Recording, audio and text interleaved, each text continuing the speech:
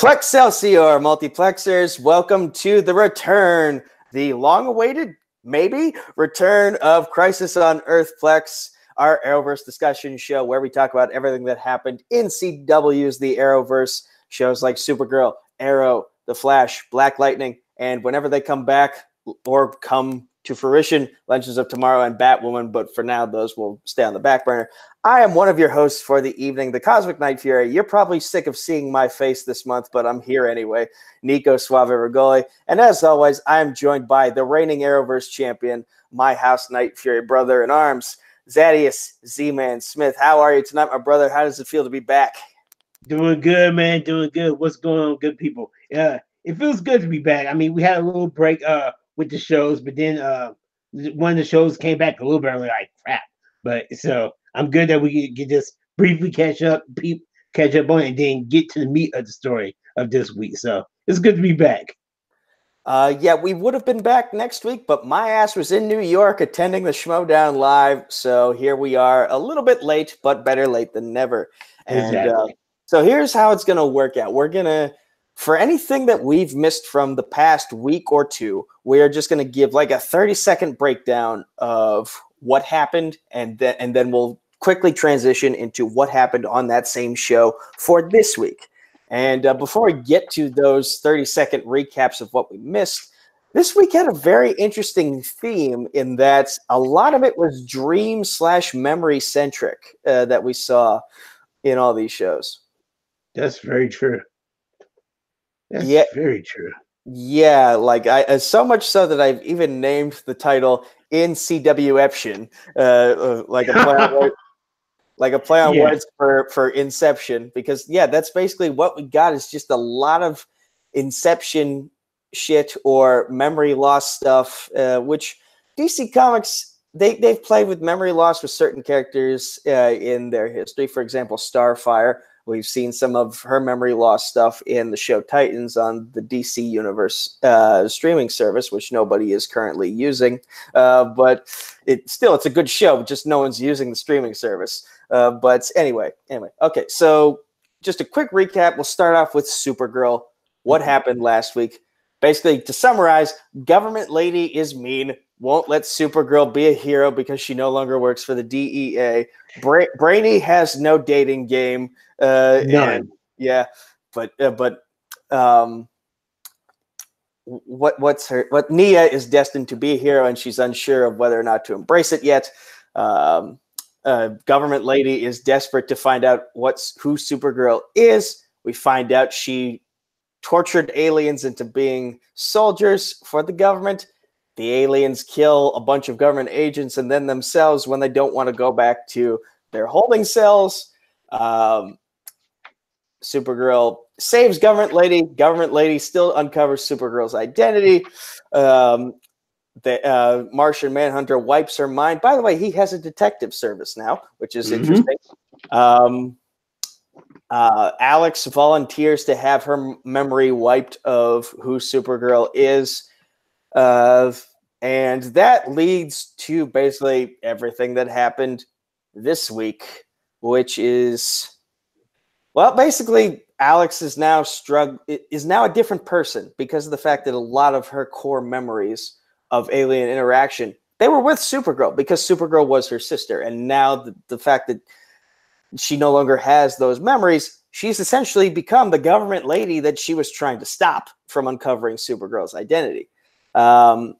And while Alex is having that sort of thing going on, Supergirl and, or rather Kara and Nia go to Nia's parents' house for their annual Harvest Festival. I don't think that's the correct name for it, but I think you're right. It was the Harvest. That's what I have down to, the Harvest Festival. So, but yeah, they go to this very inclusive place that Nia's parents live for their annual holiday. And Nia has a vision of her mother dying, but she can't really put the pieces of the vision together, so she doesn't really know what to prevent and what to look for. Meanwhile, her sister is basically this dream prodigy who has been preparing her entire life to get these powers. And Nia is struggling with how do I tell my sister that her dreams are basically crushed because I got the dream powers that she wanted? And, you know, their mom, she always said, I knew my daughter was going to carry on the powers. Apparently, in terms of aliens, they don't really specify whether or not transgender daughters can get those powers passed on. So that creates an interesting family dynamic, which rears an ugly head at the end of the episode when sister puts the pieces together after Nia saves her from Kool-Aid Man situation of a blast through a wall, knocking her out. That's true. Yes, and she's just very pissed off. And at the end of the episode, she's basically like, "You're not even a real woman. How did you get these powers?" And then heartbreak. I felt it. Yeah, that pissed me off right there. I'm like, this is something that a word that I'm not gonna say on, but that pissed me off a lot right there. I feel bad for Nia. Yeah, and we were supposed to feel bad for her in that instance, otherwise they wouldn't have gone there. But yeah, it hurts, and yeah, it's going to be interesting to see whether or not those two reconcile at all in a future episode. But basically, the episode ends with Supergirl, or rather, Kara revealing that she is Supergirl to Nia to let her know, hey, you're not alone. I deal with some nonsense with my own sister more than I can explain right now because you wouldn't understand the context of the situation in the short amount of time we have left in this episode, so I'll just leave it there. But yeah, they have that understanding now, and at the end, we see Nia looking at her mom's old costume and realizing, okay, might be time to embrace my destiny. Outside of that storyline, we have the Red Ranger from Power Rangers Dino Charge is now smuggling drugs in a trailer, and his sister gets. Yeah, by the way, that was the actor from Power Rangers Dino Charge. That was the Red Ranger running the drug operation in. Wow, nice. Yeah. See, I know actors too. I don't know their names, but I know actors from certain shows. So. Two former Power Rangers are in the Arrowverse, but that's hilarious to me. Yes, and he is actually a better actor in this show than he was in the actual Power Rangers series, but that is kind of to be expected. Yeah. But anyway, so Russian Supergirl apparently gets zapped to smithereens, and her powers get transferred into a couple pain pills, and then these pain pills give everyone the ability to turn into the Incredible Hulk and Doomsday morphed into one thing. And they go on a rampage. Alex is trying to stop them. People almost get hurt in the process, including Red Ranger's sister, who's like tired of getting pushed around. She takes the pill, and Supergirl has to blast her at the end. And Alex is like, how dare you? Don't make me put you under arrest. So we have that dynamic there. I hope I'm making sense here. This is a little more jumbled of an explanation of what happened in the episode than we're used to, but I don't want to fall into that trap of like, we're breaking everything down piece by piece and then we're here for 2 hours. So basically that's what happened in the episode. Superpowered drugs. Alex can't remember who Supergirl is or that she's her sister. Nia has her own family drama. Oh, by the way, the mom died of a spider bite, which we later find out is because of symbolism. Like maybe it's better they waited until after she died to explain that to us. But yeah, so yeah, family drama, every which way you can think of. Mm-hmm. So, but Zad, what were your thoughts on this episode? This episode, first of all, it was a really good episode, which doesn't surprise me because Supergirl has been killing it this season. But I love getting to know more about Nia, and it hurt to see that it hurt, but it's also kind of a superhero trope to have a hero kind of trying to avoid their powers and try to avoid their destiny, quote unquote, only for something tragic to happen where they had to realize. I kind of gotta embrace my destiny. It's my destiny to be a hero and to stop these type of things from happening. See Peter Parker and Uncle Ben or something like that. Essentially, it's the Supergirl story that we started with in season 1. Like Supergirl, I mean, Kara didn't want to embrace that side of her, and that's true. And then eventually, like, she had to be put into a situation where she needed to embrace it, and then she fully embraced it. And now she's kind of in the mentor role that a lot of our heroes from these other shows have found themselves in as the seasons have gone on. And now she's like giving Nia that little push that Oliver had to give to Roy and to Thea, and then to Watt, and then to Renee and Curtis and everyone. And then Barry had to give to Cisco and to Caitlin and to Ralph and now to Nora. So everything is coming full circle now on this show, just as it has with the other shows. Very much so. Very much so. And that, besides everything that went on with Nia, especially the way it ended, again, I liked it, but that hurt. But then again, I think that was definitely the point for us to grow closer to Nia in that moment when her sister was basically turning her back on her. It was for us to grow closer to Nia. However, the most interesting thing and kind of most devastating thing about this episode to me was how Kara thought that she was doing something so well and by taking away Alice's memory of her identity as Supergirl.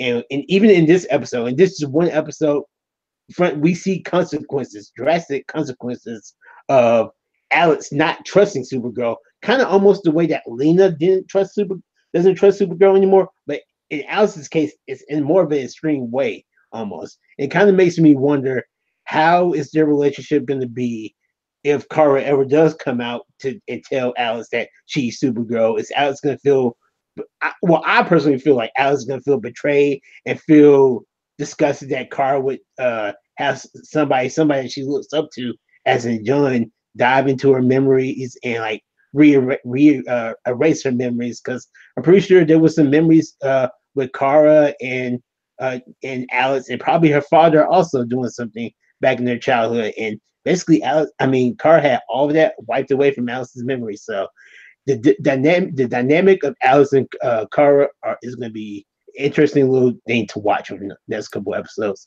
Hopefully it won't last too long. Like, hopefully it doesn't have lasting effects and it wraps up in a nice, pretty bow, but I doubt it. Let's be real. This is a comic book show. They're going to undo what they did. It's just a matter of, like, what crazy way are they going to do it? Yeah, but I don't know. Every time that somebody tries to undo something happens. And I mainly mean it with Barry trying to undo Flashpoint. He was able to undo it. However, there was still the consequences of Cisco's brother was dead, and that really fractured Barry and his relationship for like at least one good season. But they might find. I think they will find some way to give her back her memories, but I don't think that relationship will ever be quite the same as it was before. You're probably correct. You're probably correct. And before we transition to Arrow, I just want to mention something that I forgot to mention at the end, and that's that Russian Supergirl is still kind of unconscious on life support, and we see the doctor. He calls someone and says, "I need someone from America." I think we both know where this is going. Yes, sir, I did. Insert John Cryer as Lex Luthor. That's the only thing that literally makes sense right now for it to be. Because we know John Cryer is coming to Supergirl as Lex Luthor. They had just not given us like any specific dates on when it's going to happen, and this will actually tie perfectly into the storyline of the Red Darter storyline. I mean, I'm not sure about comic wise, but at least in the show, this would be a very good time to just input him into the story. I'm still kind of suspicious to see how John Cryer is going to be as Lex, but I will give it a chance. I got to go with the Robin Williams theory, which is that a lot of strong comedy actors, they have dramatic chops in them that just haven't been tapped in yet. And I feel like John Cryer is one of those guys who he has that dramatic ability. We just haven't seen it yet, and this is where he's going to show it. That's true. That's very possible. All right, so if those are all we have to say about Supergirl, now let's move on to Arrow. And I'll let you give the quick 30-second recap of what happened last week, and then we'll get into the discussion of what happened this week. Oh yeah, it pretty much everything that happened last week. Here's one little pinpoint about the Ghost Initiative, aka the Suicide Squad Power Crew. I'm not sure if they can say that anymore, so that's why I covered my mouth up. But it's pretty much what Argus is doing with like gathering up some old villains of the past, like Ricardo Diaz, Joe Wilson, aka King Wolfman, I think is his name, Carrie Cutter, and China Wei, and they're about to create a new secret Suicide Squad team. Yeah, I said it. And then last week's episode was pretty much an introduction to Emiko Queen. I mean, the title of the episode is "My Name is Emiko Queen," and we learned that she pretty much has a list that she's people that she's going after. Interesting enough, and it's pretty much due to the fact that somebody killed her mother, and she goes for revenge with her little trusty sidekick Wild Dog to try to kill this dude, only to find out, dun, dun, dun, he didn't do it. Ooh. And so the episode ends literally with her at the grave of Robert Queen. And mind you, Oliver has found out that he has a sister at this point. Oliver is standing right behind her, and she turns around and she's like, "Hello, Emiko." Fade to black for episode last week, and now coming to this week. Pretty much at the grave, Oliver tries to plead to her and tell her that he is not his father, because his dad and his mom kind of did her mom and her wrong, because Robert pretty much abandoned him, and he wanted to, whenever if something was to happen to him, he left something for them. However, Mora found out about it, and Mora doesn't want anybody. Okay, let me not speak ill of the dead, but Mora did not want Robert's attention to be focused on anything but her immediate family. So she pretty much kept anything that Robert wanted to give to Emiko and her mother for herself, Oliver, and Thea, pretty much. And that it kind of it's basically leaving a fractured relationship between Emiko and Oliver. So Emiko doesn't trust Oliver, Emiko doesn't trust the Queen. Meanwhile, she's not the only one that doesn't trust the Queens, because we have a madman who hates that Oliver is working with the PCPD right now.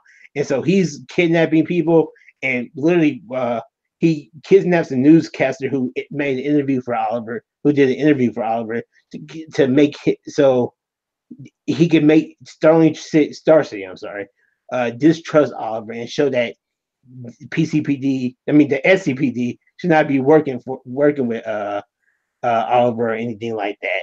So this guy's it's pretty much crazy, even though he has a kind of a cool technique, because he's doing something with electricity, and that he learns that he's able to shock people. It's not metahuman powers; it's literally science. But we find out throughout this episode that this guy, I believe his name was Sam Hackett, and he is the son of the man of David Hackett, which is the man who Oliver's dad shot in the boat whenever the Queen's Gambit went down, when it was Oliver, Robert, and David Hackett in the life raft. Robert shot David, and Oliver and himself pretty much let Oliver live. So this man hates Oliver because everybody is making Oliver seem like he's such a good man, when he knows the truth of what happened and why his father is dead. And Oliver has never told this truth to anybody but his psychiatrist. I think his name was Dr. Parker, back when he was in prison. So he's out for revenge. And the episode pretty much ends with this guy, David Sam Hackett, going after Oliver at the SCPD. Why do I keep saying PCPD? I'm not thinking about drugs, I promise you that. But he goes after them at the SCPD, and he literally shuts down all the power, and he threatens to kill almost everybody in the precinct if they don't shoot Oliver. They give him kind of a pretty big ultimatum. He says, "Y'all can shoot this man, and I'll leave, or if y'all don't shoot him by the count of 3, I'm gonna kill everybody." But fortunately,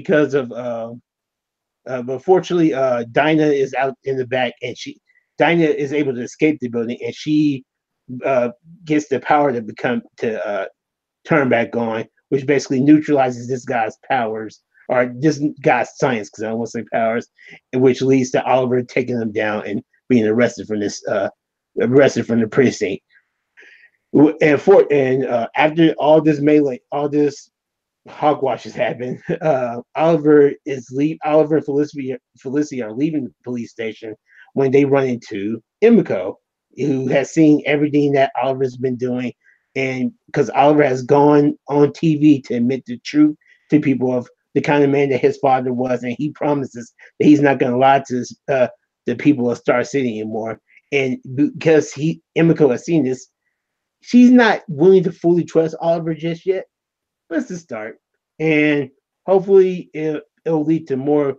I don't want to say team ups with like the new Green Arrow and the Green Arrow, but hopefully at least a better relationship between the two of them, despite what their father was. And that's pretty much the main story of the episode. However, there's a side story with the people that are with our buddies at Argus and I'm sorry, not the Suicide Squad, the Ghost Initiative, which is still, the Ghost Initiative team is still better than the Suicide Squad members that we got in the real movie. At least DS is a badass. But this kind of goes back to why this is a Dreamception type of episode. And I say that because there's this whole moment where Curtis is trying to implant bombs into the Ghost Initiative's heads, and he has to turn off the bomb to make sure it's inserted properly. However, DS finds a way to escape. He breaks all of his team out, and it seems that when DS escapes and Curtis catches up to him, it seems like he killed Curtis. Like literally, he fingers him and breaks his neck. And part of me was thinking like, this is not the way they're going to kill Mr. Terrific out. And of course, it wasn't, because because he is Mr. Terrific, he created a virtual reality program so he could make them believe that, or at least make Diaz believe whatever he was seeing was real, when all the time was just a computer program. So Curtis could get memories and get information from Diaz, which is pretty cool. So hopefully we'll see that more in the upcoming episodes too. One thing you forgot to mention, and I'll just say this very quickly, the vigilantes of Star City have a stalker. Oh yeah, that's very true. Because I'm pretty sure that's going to probably feed over into next week's episode. At least, well, we saw that was mainly pretty much the Canaries this week. Both, the Sirens, Black Siren and Black Canary, they both have a star. They both receive creepy notices from somebody saying that I can find you, I can get to you wherever you are, or something like that. So we haven't seen anybody else receive a notice yet, but it seems like next week somebody's going after all the vigilantes, like Nico said, pretty hardcore. So much so that Laurel almost kills the doppelganger of someone from her past, thinking, "Oh no, my past has come back to haunt me, and now I got to do something." And so she almost has a serious relapse in terms of her character. Like she's becoming more like the Laurel of Earth 1 that everyone fell in love with, and she's nervous about messing with. She's nervous about tarnishing all the belief that Quentin of this Earth had in her. So there's that, and we also find out why she was the bad guy to begin with, and it's because she feels responsible for making her Quentin go out and get a birthday cake that he forgot, and he got hit by a drunk driver.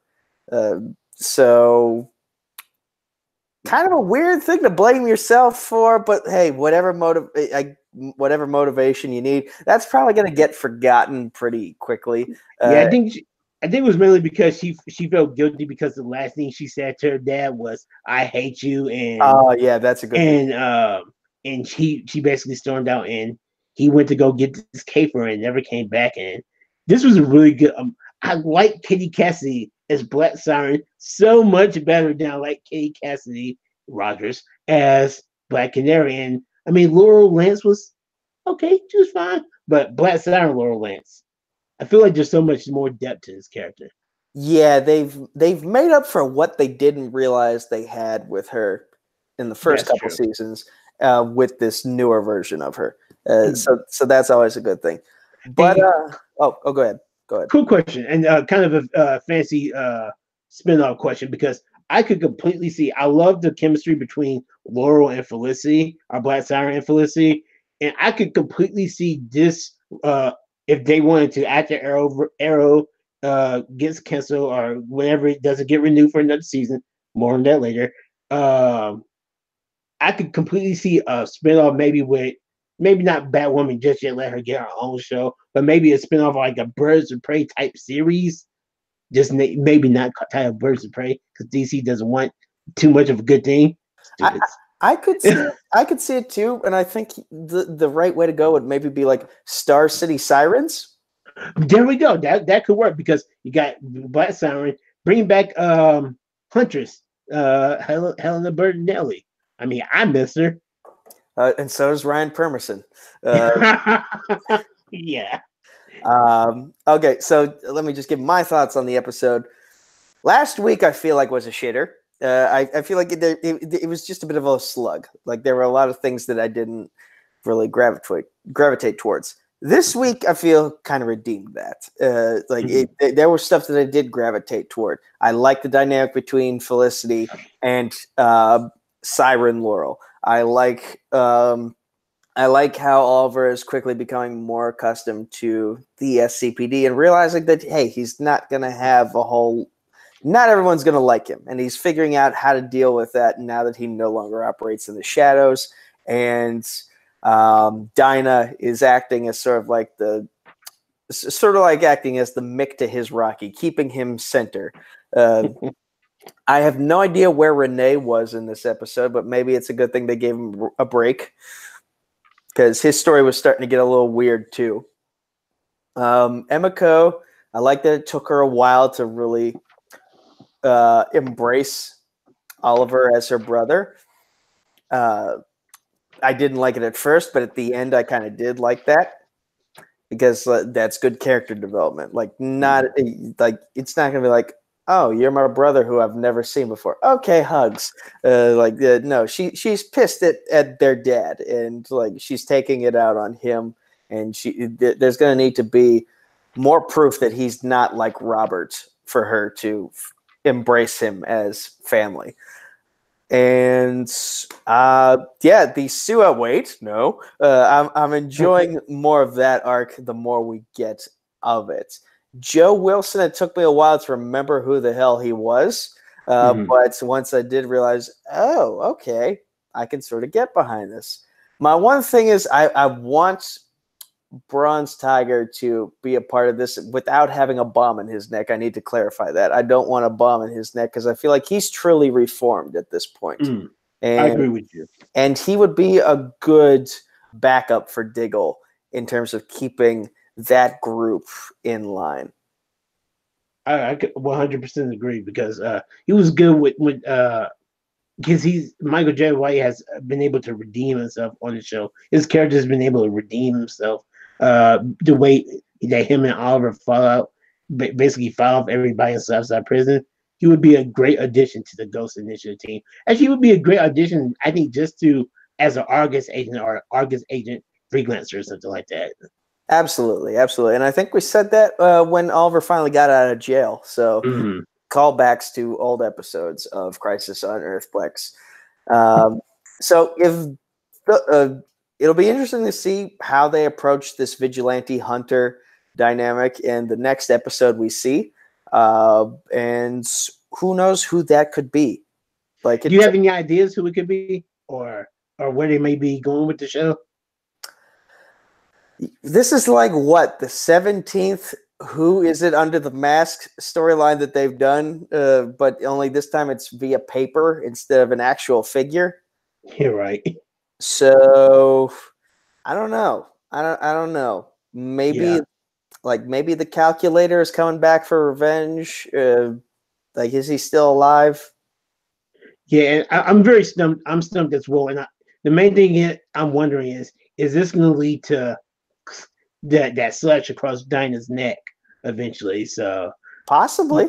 Because I got worried for her whenever she got in the car at the end of the episode. I'm like, oh, here it comes. But then she just read the note and left. I'm like, something is I don't get a good feeling about this. And before we move on to the next episode, wait a minute. I thought of something. What if it's the guy who also broke out of jail? Oh, that's a good point. I forgot about him. See, that's the reason. Oh man. Oh yeah, because he would hate Oliver so much right now, just for the fact. And we know he's psychotic enough to kill somebody because he killed Brick, didn't he? Yeah. Yes. Whenever they were trying to skip. Yeah, he killed Brick. Yeah, he killed Brick. That's a good point. I don't know who if he becomes the greater evil of the show or anything, but that's a very good guess. That'll be a very good reveal if it turns out to be him. Okay, so the speculation aside, those are our thoughts on this week in Arrow. Now, before we get into what happened this week in Black Lightning, holy fuck, what happened last week in Black Lightning? It's all about last week. So, I mean, this week, okay, but last week, pardon my language, people, from what I'm about to say, but put the little cover your kids' ears up, just put your ears up, your hands over the ears, because there was a fake fucking fatality in last week's episode. My God. And I'm sorry, we're not starting at the beginning of the episode. I'm going to the end. Khalil got his ass messed up. I'm sorry. It was such a oh my God moment, like one of the first oh my God moments of Black Lightning this season.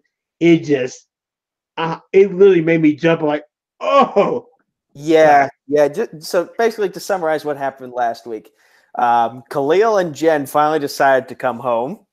Mm-hmm. Khalil decides to turn himself in. By the way, he put 2 and 2 together, realizes, okay, your dad's Black Lightning, and he turns himself in. Tobias Whale's goons capture his police van, captures Khalil, brings him to Tobias, and Tobias just rips his fucking metal spine right out of his back. Wait. Pause. Let me just... I'm sorry. It's just the line that he says, I told you I always got your back. He just goes...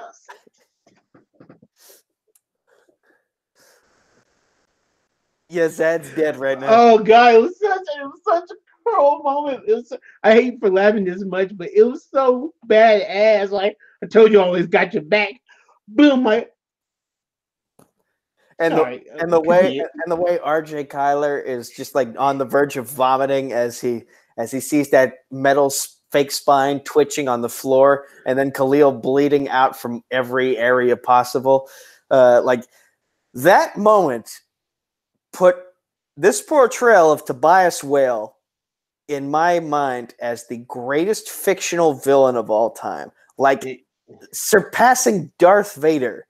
Surpassing Darth Sidious, surpassing Thanos, because Tobias Whale, he is just this human. He's this human character who just doesn't age, and yet he owns whatever room he walks through. And if you're gonna make him work to get that room's attention, he's gonna fucking do something that'll get everyone's attention. And in this case, he just, without any mercy, just ripped Khalil's spine implant right out of his back, doing more damage to him, as we saw in this week's episode, which I'll get to in a moment. But he brings it full circle. He leaves Khalil on the street by the church where this whole thing began, where he got shot and paralyzed when Tobias was aiming for the Reverend.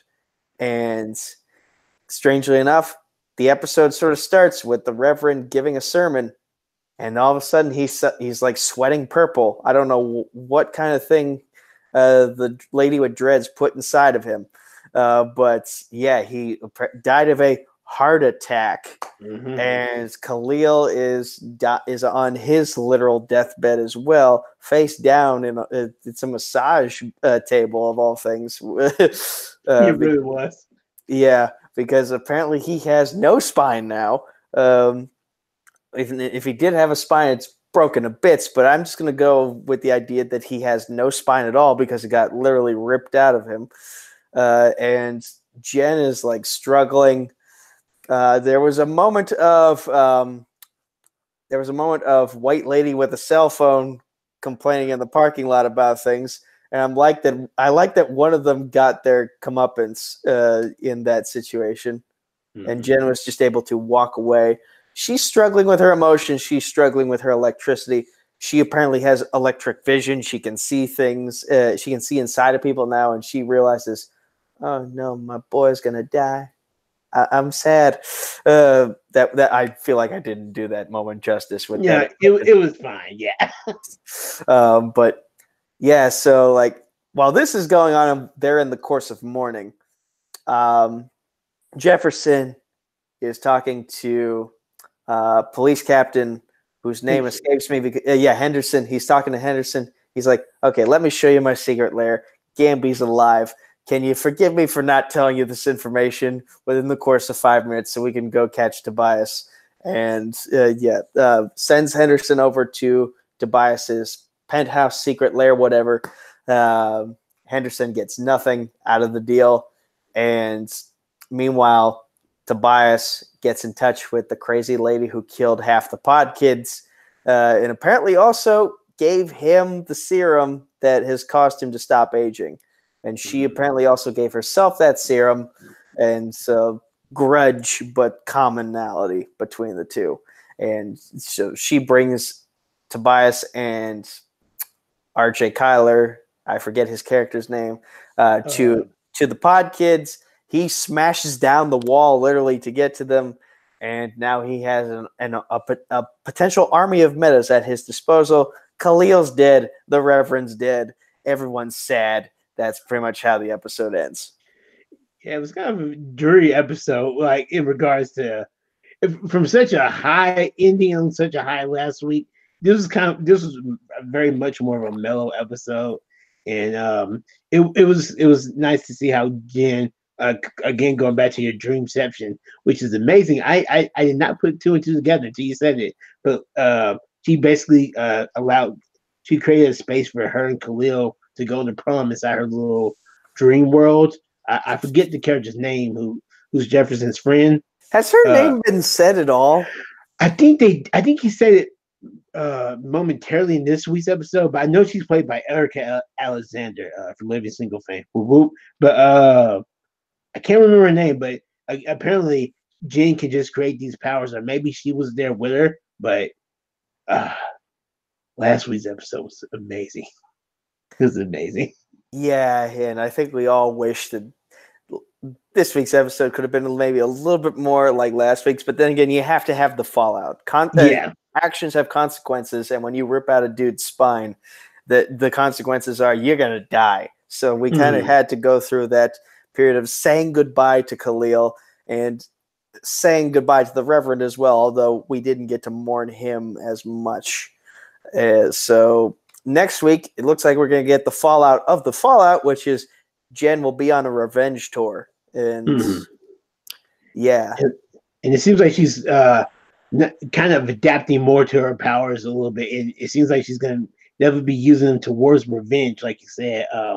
One thing that I think was kind of important from, I can't remember, it was the last episode of before the winter break, but Tobias and Todd, RJ Soller, they got that briefcase open, which is basically what led them to that these pod kids that are the other master disasters. And I believe they said that these are some pod kids that were created 30 years ago also, but like I think there was like only 5 of them or something like that. That they're like supposedly the big ones, somewhere like Jefferson, I think. So let me ask you this: when that moment happened where Tobias ripped out Khalil's spine, did you remember at all that there were pod kids? No, not at all. I literally everything at that moment of last week's episode, I felt vindicated, and this is such a horrible thing to say for Black Lightning sucking this entire season so far to me. Well, not really sucking, but this whole runaway storyline with Jen and Khalil that has been the bane of my existence for this past last season. But I felt vindication. I did wish that they could find a way for him to survive, Like maybe How would you survive that? Gabby could have found some way, possibly. I mean, or I thought it was interesting how you mentioned how Jen had her little electrovision, how she realized how she came up, and you see how she's a very smart girl, how she realized that she could see electrical visions, and then maybe she could stimulate the nerves or something in Khalil's body. But he was way too far gone after last week's episode. But it was literally just it's like Tobias when he reached into to Khalil's back and ripped it out. It's like he looked at the camera and he said, "You're I'm sorry, Zad. I got you. I got your back."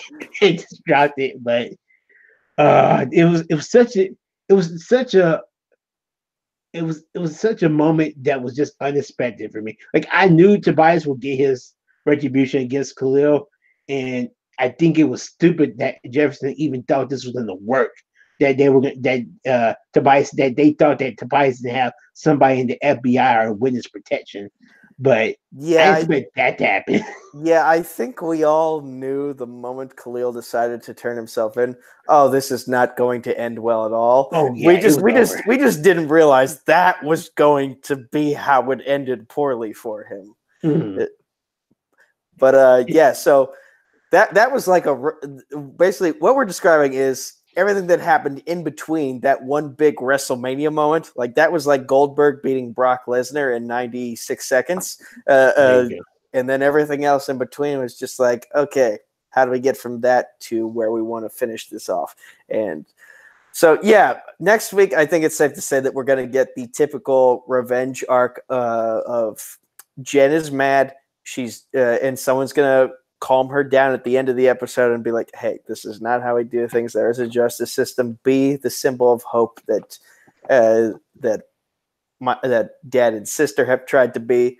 Don't be like Tobias and go out for revenge. Because Khalil wouldn't even want that. And that's probably how they're going to turn her back is like be like Khalil would not want this. That's true. And I mean, speaking of the sister, we didn't get a lot of this in this. And I think either of these 2 weeks, I mean, we got a little bit of her and her girlfriend this week's episode, but not much, which I'm kind of okay with. Yeah, and her girlfriend wasn't doing the Swiss cheese act either. So yeah, I wonder what's going on with her. Even though I think in the comments she's a member of the Outsiders, which is a group I have not really done too much research on, but maybe one of our comic book fans that's watching that show right now or watching it in the future can let us know more about the Outsiders. Please feel free to tweet me or message me on Facebook to give me an education on those guys. Because I think her name is Grace Choi, I think. On the show. So by the way, thank you, Young Justice, for something I'd like to mention because apparently the crazy doctor who killed half the pod kids, she is also a character, Dr. Jace. She's also a character on Young Justice, but in terms of like Markovia. And so like it took me a while to put 2 and 2 together, but once I did, I'm like, oh, that's how I remember that name. It took this moment at 9:07 p.m. I've literally watched every Young Justice episode of this season so far. I think it's a great show, but it never clicked until you just said it. That this is Dr. Helga Jace and she's in a relationship with Black Lightning on the show. Oh my god! Mind blown, literally. Yeah, things are definitely different from the CW to the cartoon. So it kind of makes me wonder if she's gonna take a turn though on Young Justice Outsiders too, because I don't trust Halo either. But that's a different show that we're talking about. Like, have you been sidebar people? Have you been watching this season of Young Justice, all of them so far? I just finished where they stopped. Oh, okay, yeah, perfect. So I'm all caught up there. I have 2 episodes left of Titans, and then I'll be caught up with all the content that they've released on the DC Universe streaming service. And then I'm curious about very interesting. Like I didn't realize he was playing Robot Man. Oh yeah. But okay, so sidebars. Those are our thoughts on Black Lightning for this week. We feel like last week was better because of that one big moment, and I think you all feel the same way we do if you saw last week. Okay, so last show we have to talk about is The Flash, and this actually returned 2 weeks ago, so we have sort of two 30-second recaps to do, and I'll let you do them because I'm going to be honest, I wasn't really that fond of at least the first one. Exactly, me neither. So I'll say just kick off with the last week's episode because it was pretty much if you don't mind, like last week's episode was definitely the much more interesting episode because it kind of literally bleeds over into this week's episode, especially with in regards to Grace. But on last week's episode with the Flash, pretty much Cicada, we find out that Cicada is hunting metahumans, and he's getting this list of metahuman targets from Mo inside the police department. The Central City Police Department. Okay, Central City Police Department. I just stuck with just CCPD. Maybe that's why I'm thinking PCPD. Okay, little antidote over, but he's been getting a list of metahuman targets from the CCCPD, and he's been killing metahumans. So Team Flash's idea is to gather all the metahumans on this list and put them in a safe place, and so they can all get to one central location and they can escape. Meanwhile, the first time they try to capture Cicada, in a much more timid fashion, break Nora's back. He breaks her back. There's a lot of back break. That was the theme of last week. Was here? I got your back. Yeah, and this one was. I feel like they said, okay, we can't do what we did last night, so we're just gonna go and just break her back. But pretty much that left Nora incapacitated for the entire episode, all the way up until the end. Because of course, whenever Team Flash tries to do something by trying to escape, like trying to help the metahumans escape, the Mo from the CCPD gets worse than Cicada, and Cicada comes after them and tries to attack them. Meanwhile, Barry is pissed, and with the help of Killer Frost, they managed to take Cicada's dagger away from him, and Barry starts whooping his ass, and like not in normal Flash level. It's like Barry goes into like super speed mode and starts killing, almost like not killing Cicada, but is about to start killing Cicada. However, they realize before Barry is about to phase his hand into Cicada, Nora comes back and stops him, and unfortunately, Cicada escapes. But when they get back to Star Labs, they come up with the idea that say, you know what, Cicada's a dad too, or he's an uncle. He has somebody that he loves too. That means I found out a way that we can stop him. We need to save Grace. Fade into this week's episode, which literally is Team Flash. Think about finding what. Actually, I'm sorry. It was a very cool moment at the beginning of this week's episode because Team Flash is all going ice skating, and it was kind of a heartfelt moment for me seeing Dad and Nora like basically teaching her how to ice skate and stuff like that. Very sweet to her moment. But going more the meat of the episode was they have to find a way to get inside Grace's head because, of course, as you know, Grace is in a coma. And so they had to find some way to wake her up and bring her back from a coma. So Sherlock Wells gets a memory machine delivered from Earth, I think 223. I have them. No, Earth 221. Which, by the way, they've pretty much done away with the idea that there are only 52 Earths, which is something they were trying to do for the first couple seasons, and then they were like, okay, we're prepping for Crisis on Infinite Earths, so now we got to actually have infinite Earths. So exactly, because I was thinking that too, like 221. I'm pretty sure there was many more. There wasn't that many Earths to begin with, but you know what? It's the Arrowverse. Cool, I'm down with it. But it was cool because there was also a little name drop of the Mad Hatter in this episode also. But with this memory machine they have, there was another name drop, by the way, that we'll get to in a little bit.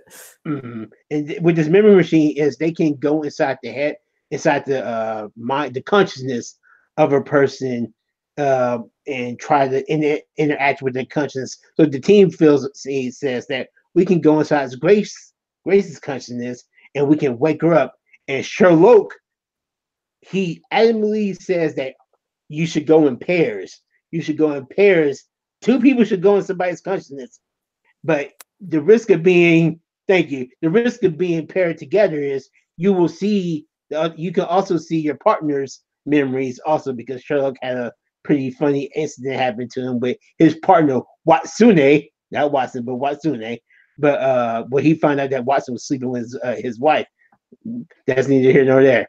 But anyway, this leads the team of Let's Flash. His fourth wife, by the way. You're right. It wasn't his first wife. It was like his fourth wife. But the team of Let's Flash and Nora to go together. However, Nora panics because she's doing all this subterfuge, and she decides to go in by herself.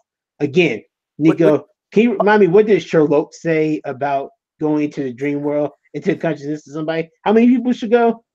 Don't go in alone. Go in pairs. And by the way, just to stop you for a second, before we started, I watched Jason Inman and Ashley Robinson's review of this particular episode, and they both came to the agreement that they feel like this episode undid a lot of the character development for Nora, in that like she was learning shit, and now she's kind of like.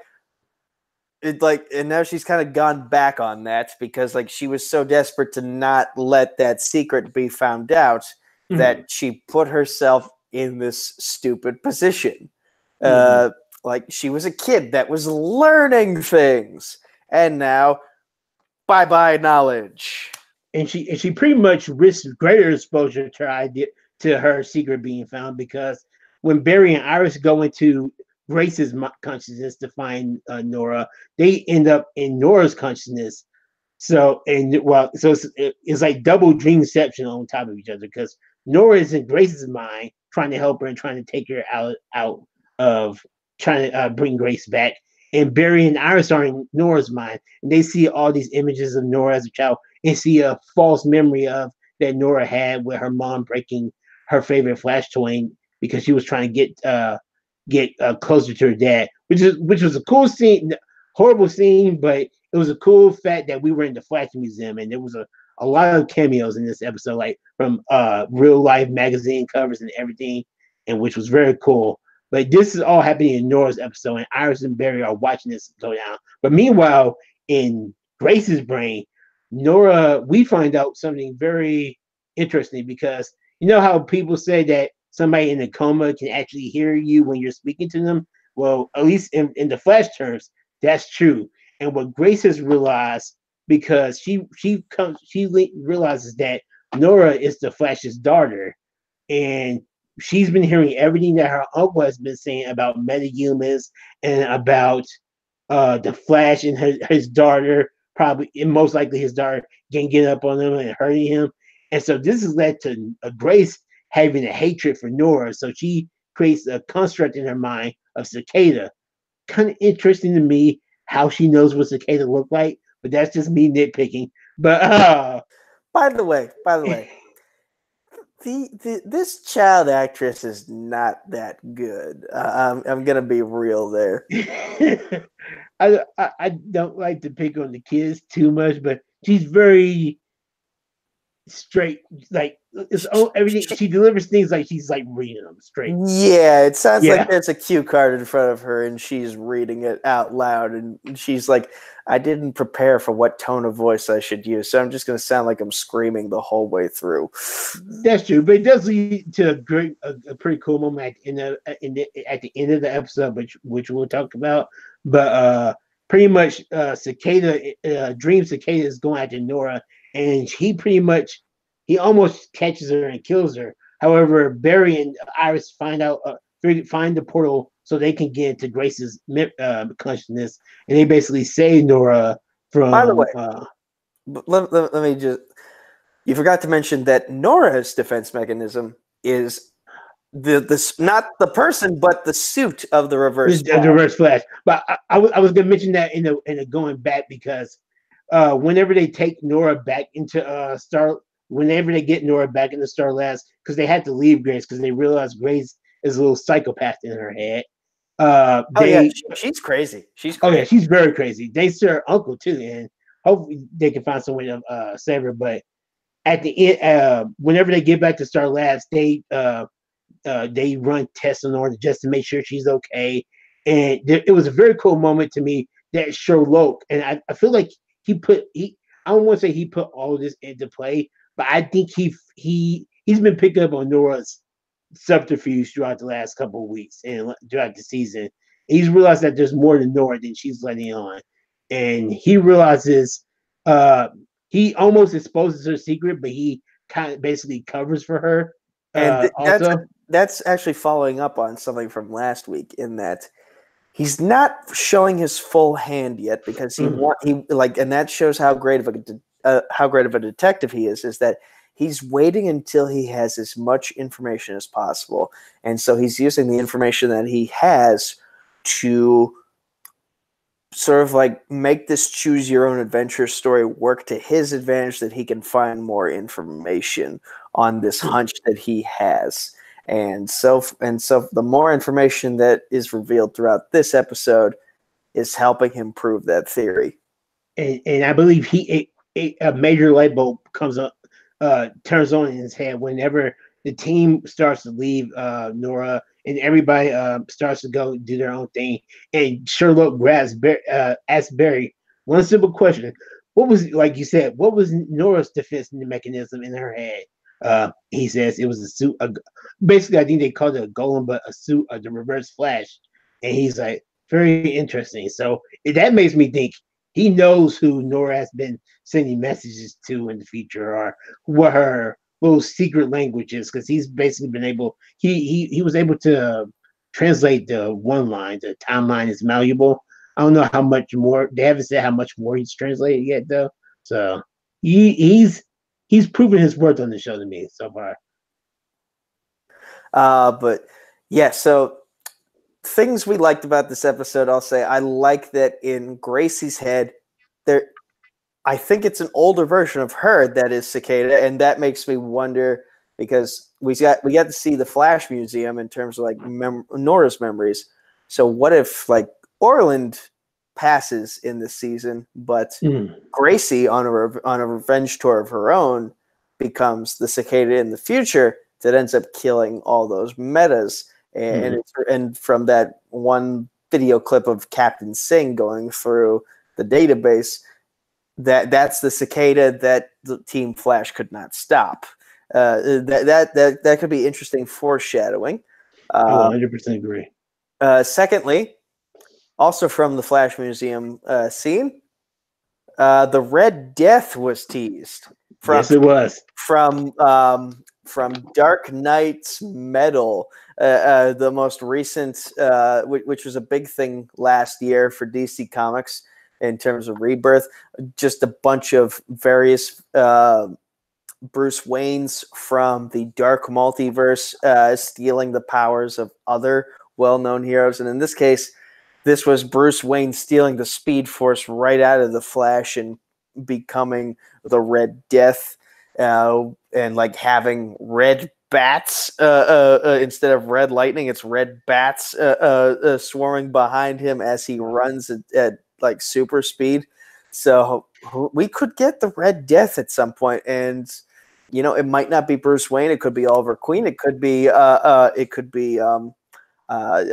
Kate Kane. Like who knows who the Red Death could actually end up being.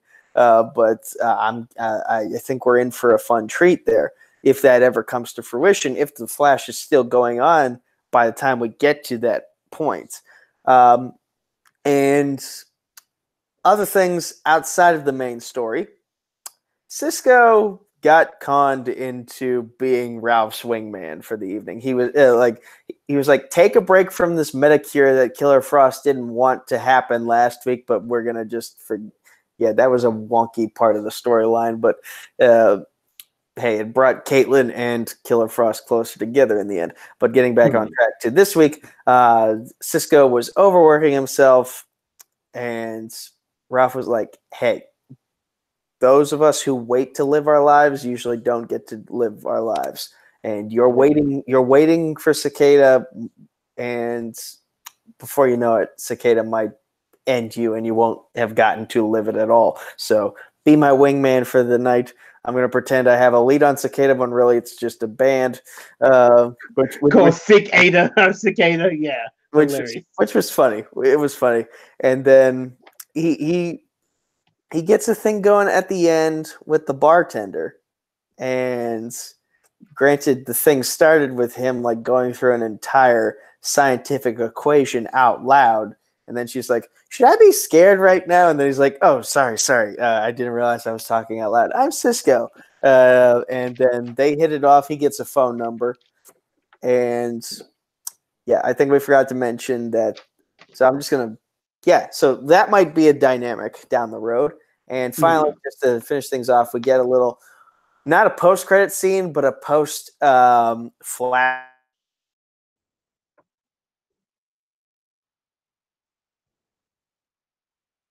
That Metacure you're working on, let's use it on Cicada. Let's stop him that way. And then that's how the episode ends. Oh, and I've almost forgot. Iris is trying to prevent the future that we're all dreading of like Barry disappearing by trying to think of a different name for the newspaper. But as a matter of fact, she goes for the name that was selected for the newspaper originally, and already the timeline is sort of changing. And we understand now why that Nora was struggling with the relationship with her mother, because she was remembering that one moment at the Flash Museum very differently than the way it happened, and it took her, and like she realizes, I was wrong to judge you before I actually got to know this version of you, and you've always been a good mom, and I'm sorry I didn't see that. So I like that there was that reconciliation. Granted, there's going to be another shitstorm in terms of the family dynamic when she finally has to open up and say, by the way, I've been working with the guy who killed your mother-in-law. So yeah, but yeah, those are my thoughts. Zad, unless you have any additional thoughts on the episode. No, you covered everything else very, very well. And I think it's going to be very interesting to see what's going to happen to that family dynamic whenever. Actually, another theme about this week has also been, with Dreamception, has been family, like Vin Diesel says, because almost every show this week has had some kind of familial problems a little bit, because we know how bad Barry hates Eobard Thawne, but to realize that Nora has been working with him in the future, how is he going to process that? I feel like I don't think he's going to do anything, of course, against his daughter. But then again, kind of breeds seeds of doubt in my mind. Is she really burying? Well, no, I think she is burying Nora's daughter. I mean, burying Iris' daughter. But he's gonna be so untrustworthy of her. It kind of makes me believe that maybe she's gonna make some type of I don't want to say sacrifice. Well, yeah, sacrifice play to kind of help them, like to help Team Flash and help her family actually learn to trust her again. Because I'm very interested in wondering how they're gonna defeat Cicada also, because this Grace idea did not work, not whatsoever. Yeah, and like she has a dark matter piece of shrapnel lodged in her brain, which is probably how she has been able to hear and see everything. So, and question for you: do you trust Eobard Thawne for the future for 2049?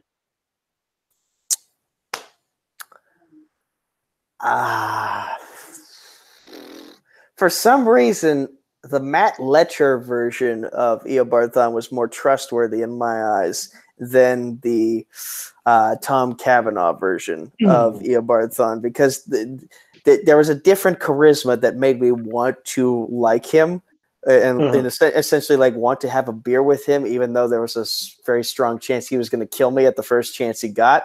Meanwhile, the way Tom Cavanaugh portrays Eobard Thawne, it just feels like he's always talking in that deep voice, the soft spoken, which the old Jake the Snake Roberts philosophy of like Jake the Snake Roberts spoke softly, but he got the attention of everyone in the room, and he made his opponents sort of fear him and his snake.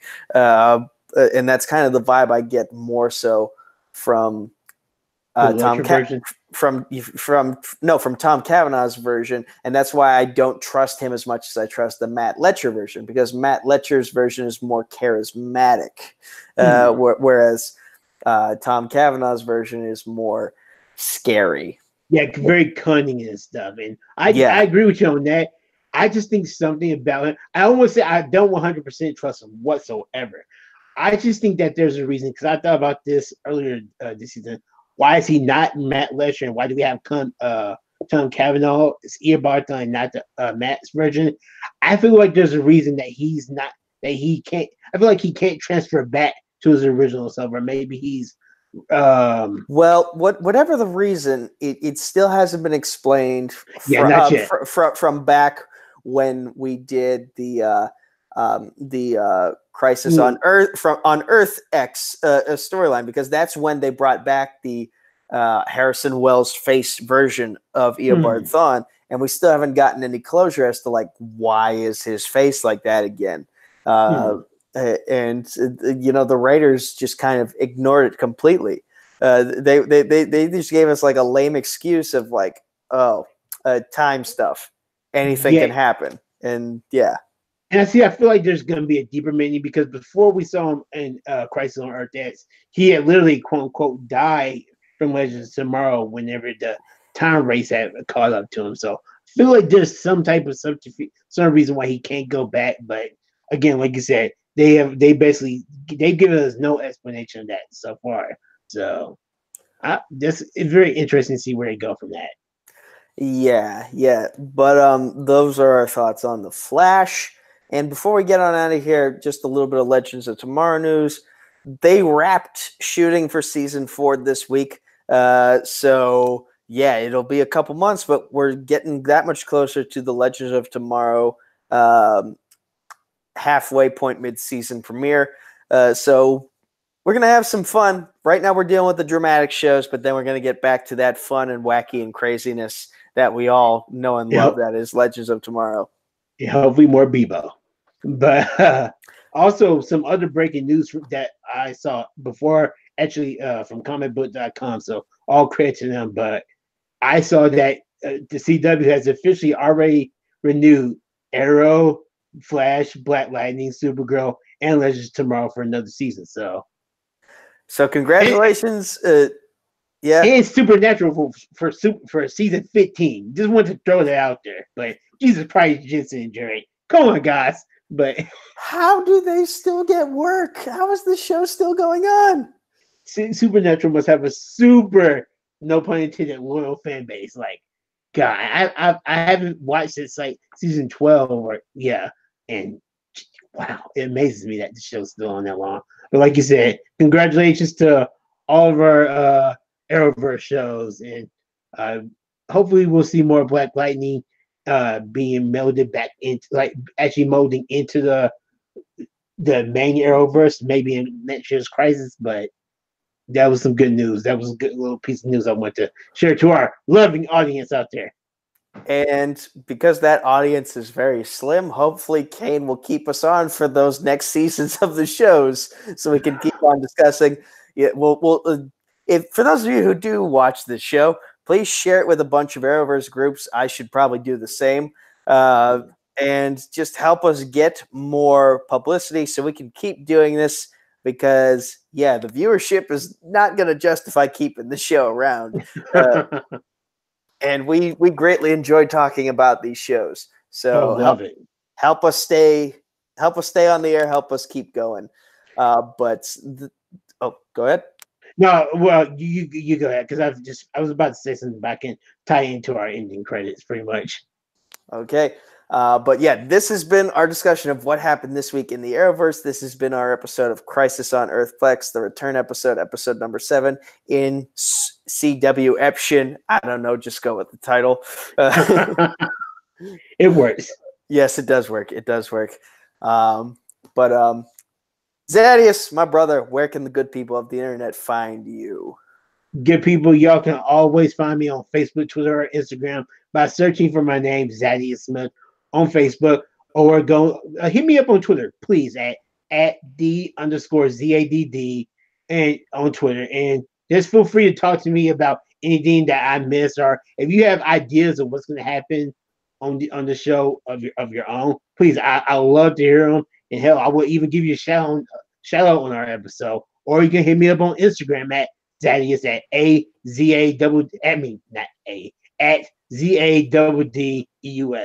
So Facebook, Twitter, Instagram. I'm always doing trivia on the Multiplex page, and always catch me here on the upcoming Thursday nights for Crisis on Earth Plex. And hashtag bring Bebo back. Hashtag Amen. fuck Terra Nova. So much.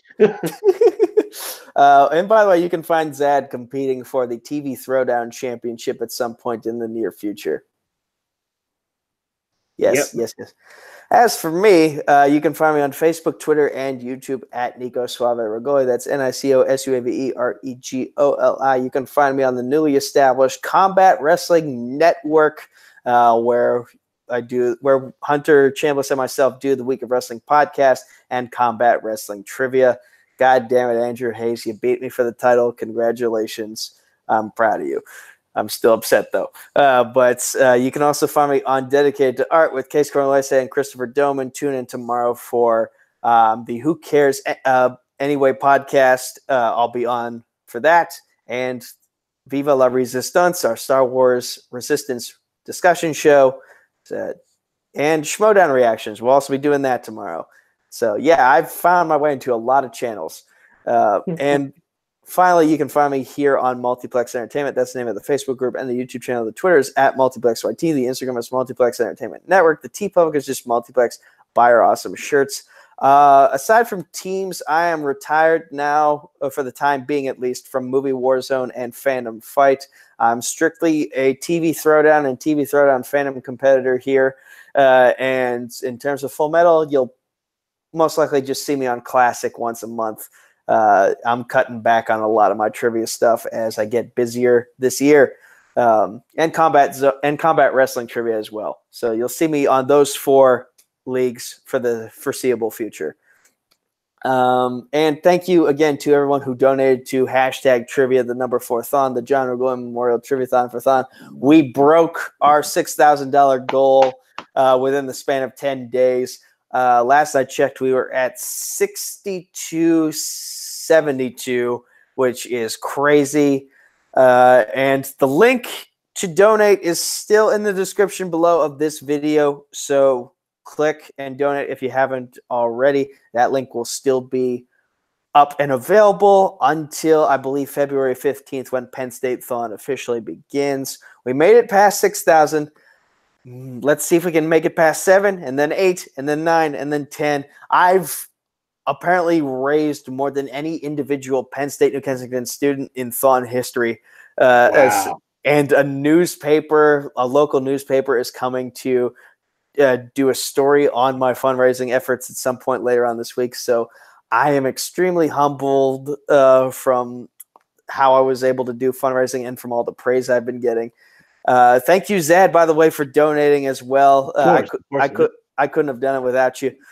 And the only downside I can think of is, damn it, I should have won more matches that week, but I shall recover.